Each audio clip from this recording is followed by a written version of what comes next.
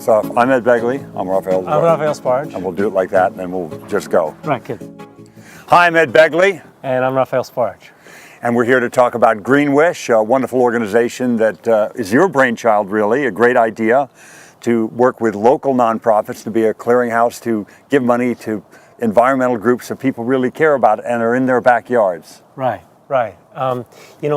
Essentially, what Green Wish is a sort of an open source charitable giving concept. The idea being is that there's so much need out there, and there's so many places that really are in desperate need for funds and extra support. The way Green Wish works is that essentially a board of concerned people get identified in a city. So we have them now in cities across the country. They then go into their local community and identify local, smaller nonprofits, not the national ones per se, but the ones that are really doing good work right in the community. And then what they do is they then work with local retailers, manufacturers, and concerned citizens, and then take that money and using our existing infrastructure, that's our 501c3 status, all of our websites and designs and everything else, are able to then channel money and put it right back into the community. So it's a community helping community concept. And the only sort of specific thing is that it works under a green umbrella. So it's earth, air, water, and sustainability education. So all of those sort of major things that if you have a sort of a green concern or a green conscience, you can sort of make a difference and make a difference right in the community.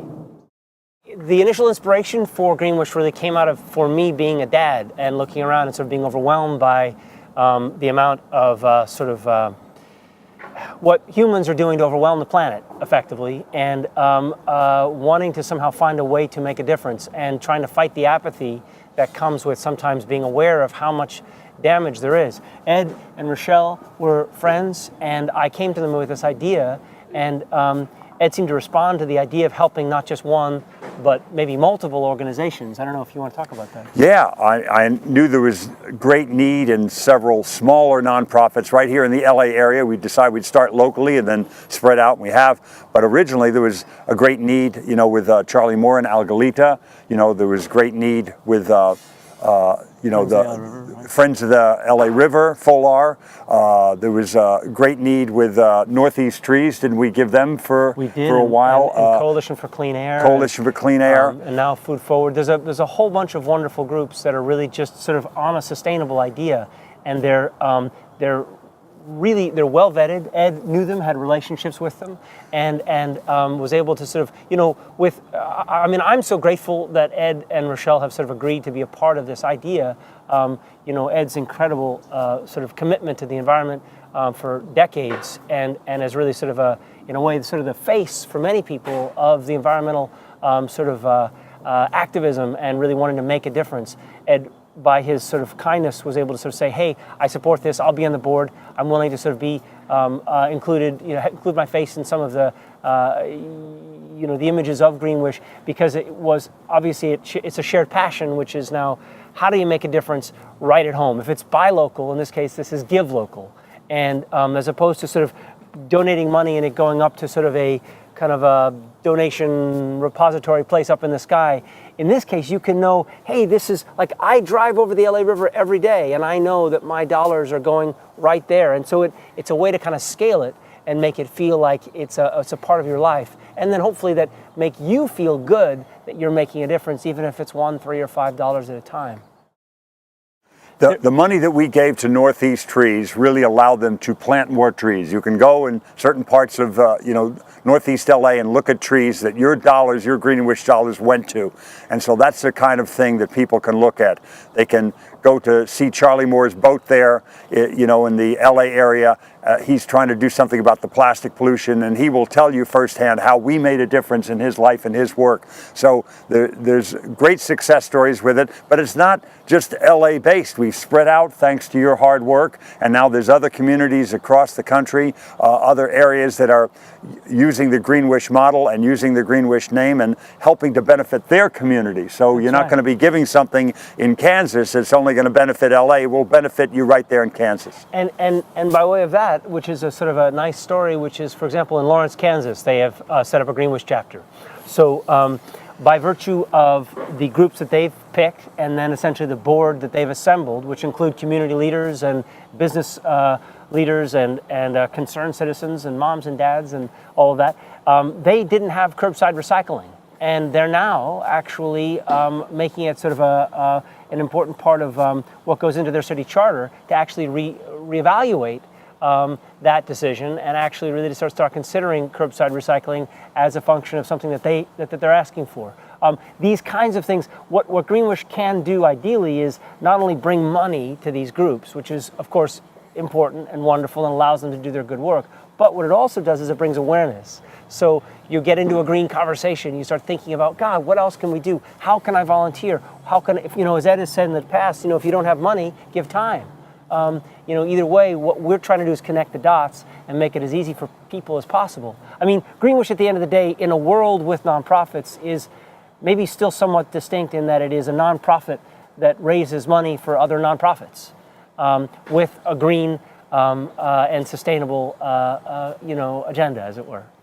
But unlike other large nonprofit clearinghouses that give to other nonprofits, and I won't name any names, but there's some large ones where 10 cents in the dollar goes to the particular need of those groups, ours is the inverse of that.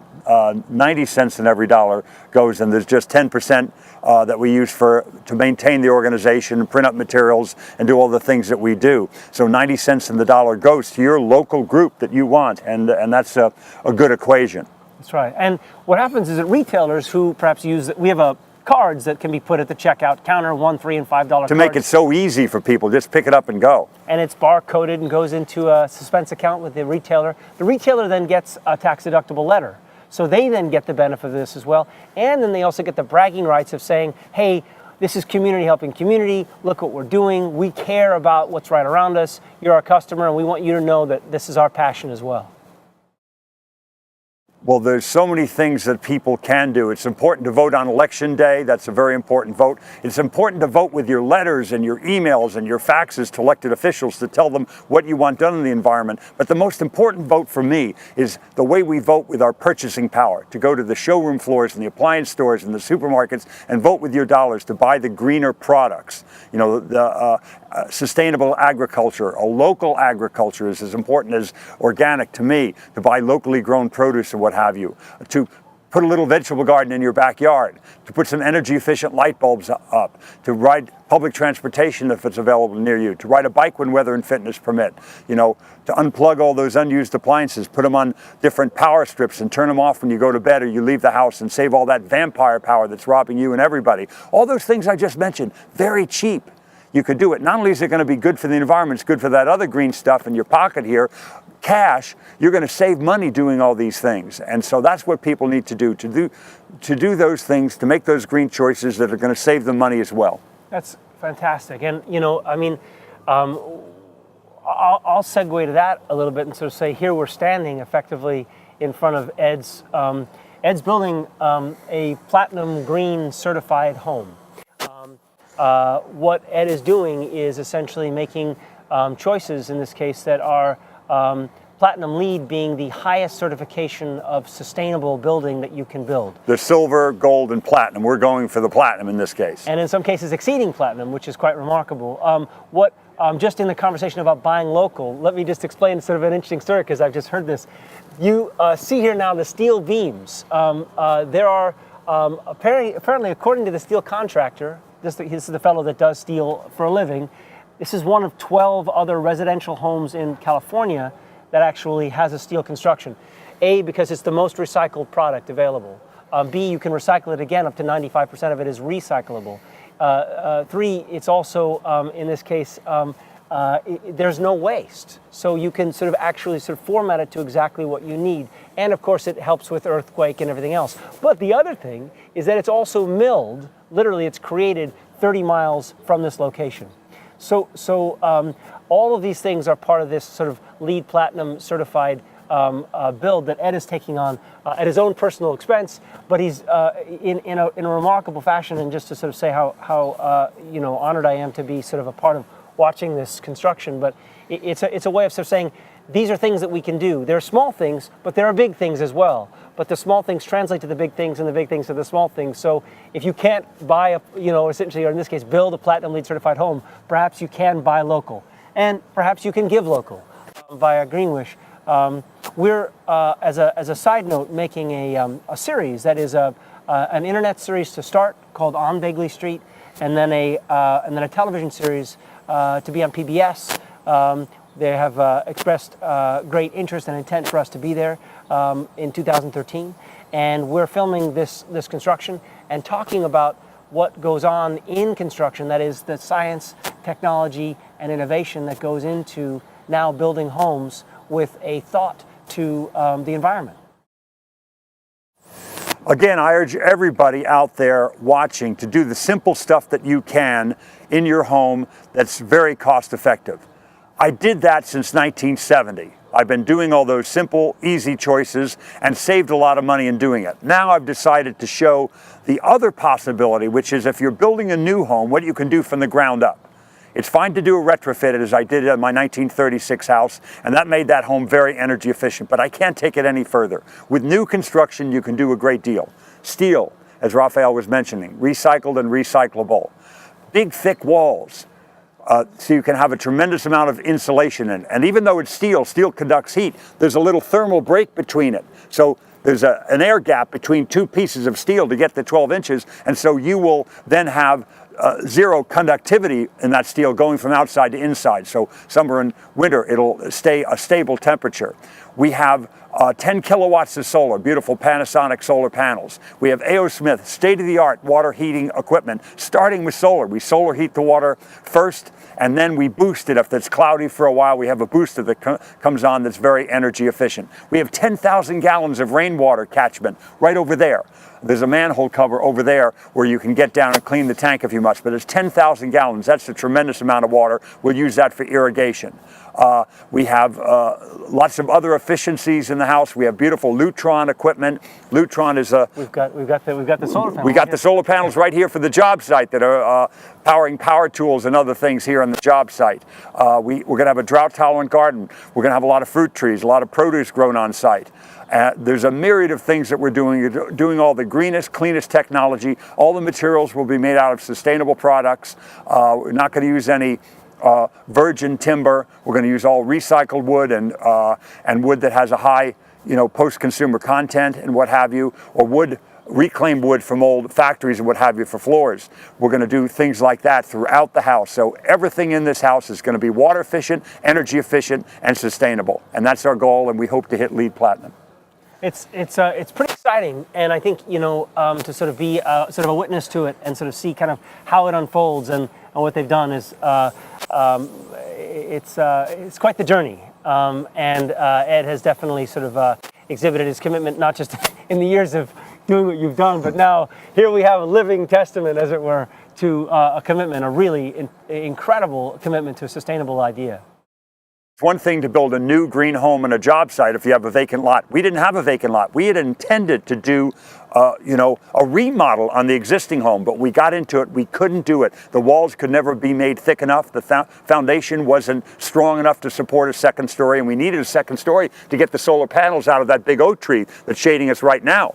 And so we needed to do a bunch of things that the existing home could not do. What are you going to do with those materials then? You're going to put them in a landfill and waste all that CO2 that was used and energy used to manufacture that home in 1936? No. We found a company, IRS, that would recycle 96% of the materials. The easy pickings were taken right away by wonderful Habitat for Humanity. They took the stove and the microwave and the doors and the windows. Those are the easy pickings. Then you get down to the wood and the bricks and stuff, the bricks that have mortar stuck to them. And what do you do with that stuff? They found a place that would do all that hard work of taking out the nails and scraping the mortar off the bricks and making it usable again. It's used to build a church in Mexico, is what I heard. Okay. And so it's gone to a very nice purpose south of the border here. So these materials did not go into a landfill. The existing materials that were used to build the original home were 96% recycled, and that's a very good and high number. And there's another amazing story, just in sort of inspiring stories. Drywall, for example, which I didn't know this, but if you take drywall and essentially you take it and you put it in the ground in landfill, which is more often than not where it's dumped, because of the combination of elements in it, it creates not only sort of a noxious gas, but it also potentially poisons the groundwater. So it's actually not a healthy product to be in the ground. However, if you working through this company called IRS, not the IRS that we all know, but they're demolition specialists with an unusual name. Industrial Recycling Services, I think, something like that. Thank you. It's always worth remembering that. But what happens is if you take this drywall and you actually grind it up, it's gypsum, and it was shipped off then to avocado farmers as fertilizer. It's a soil amendment, yeah. So it's a remarkable thing. So what Ed did was, in buying this house, not only was, I mean, most of the time, most people buy a house, they go, oh, we can't, buying a house and deciding that you have to tear it down in order to sort of build from new is not an uncommon thing. But the way most of the time that occurs is that they hire a bulldozer and they basically sort of blast it down. So then both of his neighbors basically have plumes of smoke and fumes, and we took out lead, we took out asbestos, transite. All of this stuff would have gone essentially not only to these kind of people, but to all of the neighborhood, and would have just sort of gone up into the environment. All of that was taken down consciously, carefully, sort of packed away. The stuff that was, toxic was covered and taken by a crews just for that. But every board, every appliance, as I said, was sort of deconstructed, and it was a remarkable process. This is what the web series on Begley Street really covers, is the deconstruction of the home, because we thought it was important to see, and we thought it was inspiring for people to consider. And again, Ed has sort of been kind enough to sort of use his own personal, at times challenging, but certainly I'm certain it's been challenging at times, but inspiring story of how to do the right thing. Really consider building with a conscience. This is what his journey's been, and we've been able to sort of really watch that process.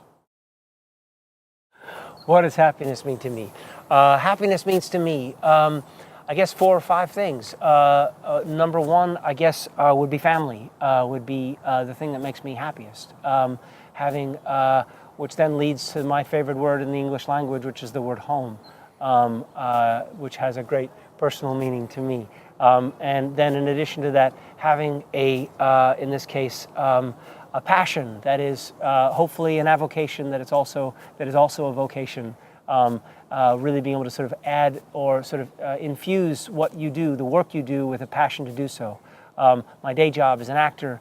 I also, I'm a passionate now environmentalist and someone who's concerned not just for me but for my children and for those that come after us. I mean, for the time that we have here, which is the short time that we have, if at the end of the day you can sort of say that maybe you've left the world just a little bit better, or that you've in this case, maybe, reached out and performed an act of kindness, or done something that might have assisted someone along the way. That's what makes me happy, knowing that essentially that I've been of service to someone else, but also at the end of the day, sort of connected to some larger idea of a reason for being here, not just to consume or to somehow get the most toys and then die, but to somehow find a way to make a contribution.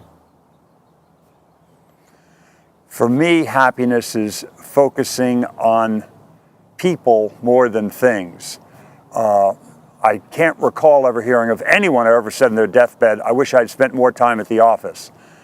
There was a bumper sticker back in the 80s that I laughed at and everybody laughed at, thought it was funny, but sadly a lot of people in that decade and many people since have taken it all too seriously. The bumper sticker said, "He who dies with the most toys wins." And even though these are nice things, solar panels and greenhouses are still just things. And the more I focus on my friends and family, the people I love in my life, the more happiness and serenity I have. I've never seen a hearse with a luggage rack on top. So this idea of dying with the most toys and winning, I don't think there's any merit to that case. So I try to spend time with the people I love, and as Raphael so wisely put it, that would be friends and family, and spend time at home. And the more I do that, the happier I get. The more time I spend with my hands in the dirt in the garden and showing my daughter how to grow things and show her that food comes not from the Safeway bush or the Ralph's tree, but it comes from the earth and sunshine and water and organic materials. It just, that stuff, that cycle of life stuff makes me very, very happy. And that's what brings me great serenity. Shaka Khan, Ain't Nobody. That's one of the best songs ever recorded. I put that on, I get happy. There's something about that song that's just great. There's many other wonderful songs that I love. You know, I'm a big Tom Waits fan, and so Heart of Saturday Night album, I put that on if I want to, you know, feel happy and go back to a wonderful time in my life. Joni Mitchell's Blue album is great stuff.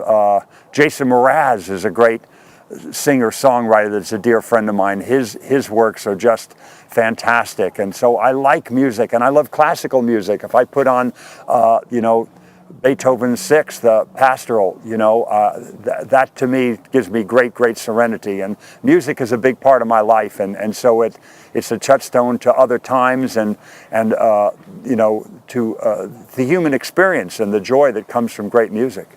That's just great. I love everything he said. I mean, I was going to mention Jason Mraz just because I was watching him last night. The 93 Million Miles is such a great song. You know, I have to say that Norah Jones and Adele have their place in my life, but essentially the Beatles does as well. And I'm a big classical fan as well. I love Chopin. A huge Brahms fan. I love Pablo Casals, depending on my mood or my moodiness. You know, I mean, we live in a time, thankfully, where people used to say, you know, what's your favorite music? And we now live in a time of sort of wonderful eclecticism of tastes, where whether it be because of the devices we listen to or maybe sort of an opening of our minds, that we could actually roll from, you know, a disco song to, you know, a Queen song to then a classical, you know, classical piece and or a show tune for that matter. I love that. I love that we can sort of have a variety, sort of a fruit salad approach to music. There's so much music, and I share with Ed too, just how important it is. Music has a way of making you feel, and sometimes when I get stuck in my head, it's not a good place. So putting on some music gets me back into some place where I feel like I'm connected to something bigger than me, and it makes me feel, I don't know, that there's more than just the little sort of treadmill in my head that I sometimes get stuck on.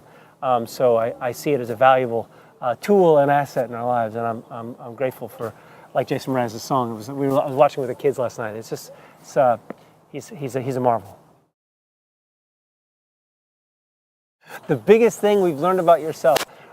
You know, I say the biggest thing that I've learned about myself in my career as an actor is that I'm a student of the work. I feel, you know, I've been an actor for over 40 some odd years, 44 years, I think, and I'm endlessly curious and fascinated by how it works and what's involved.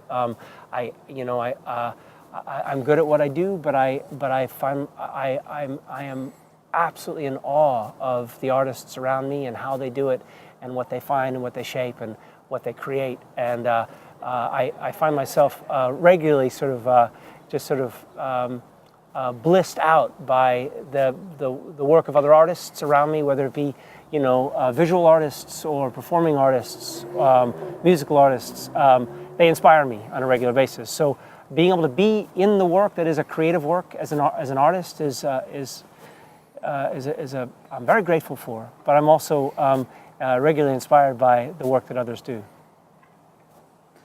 I've learned to take more chances, and more chances I take, the better I feel as an artist. I've learned precious little from my successes. I've learned a great deal from my failures, and at least I jumped off the high dive. I might have gotten hurt because there wasn't enough water in the pool, but you know, I took that leap, and will continue to. The other important thing I learned as an artist is I don't have to do everything that's offered in any way. I try to pick the best material. I don't have to be everywhere. I don't have to do everything. I used to have a real problem saying no to anything. Appointments, fundraisers, you name it, work as an artist, all of it. So now I'm very good about staying home and saying no, and that has brought me a lot of serenity. I feel much better as an artist and as an activist, to be there and be very present when someone really needs me, not be half present because you're doing 60 things poorly. I'll do one thing right now, and that's what I focused on.